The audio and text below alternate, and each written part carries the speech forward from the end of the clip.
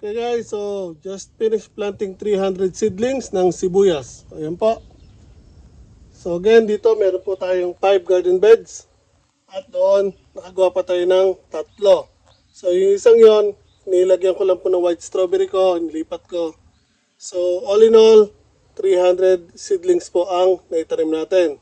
So nakabili pa ako ng 6, nag-start ako sa 4 na tali, which is 30 pieces isang tali, tapos bumili pa ako ng 6 na piraso. So all in all, 300 seedlings po ang naitanim natin. And ang harvest niyan ay next year na po. So ito na po ang huling tanim ko sa garden natin for 2024.